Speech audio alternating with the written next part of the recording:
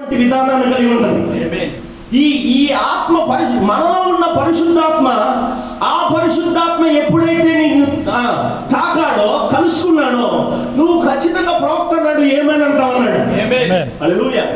ఎందుకంటే ఆమేన్ అంటే ఏంటంటే నీవు అదే ఆత్మను కలిగావు. ఆ ఆత్మ ఏం చేస్తుందంటే దాన్ని ఒప్పుకుంటుంది, ఒప్పింపజేస్తుంది. హల్లెలూయా.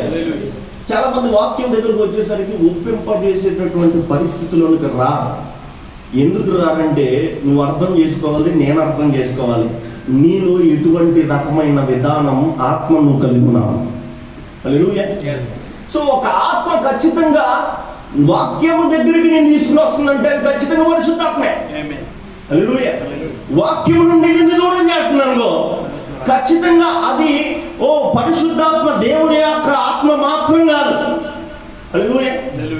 సో నువ్వు ఖచ్చితంగా నీ ఆత్మ చేత, పరిశుద్ధాత్మ చేత నింపబడ్డావో, వేరొక ఆత్మ చేత నువ్వు నియంత్రించబడుతున్నావో ఇప్పుడు నువ్వు ఖచ్చితంగా తేల్చుకోవాలి. తేల్చుకోకపోతే నీవు ఎప్పుడో ఒక రోజున తొట్టిల్లిపోయే లేకపోతే పడిపోయే అవకాశాలు వస్తాయి.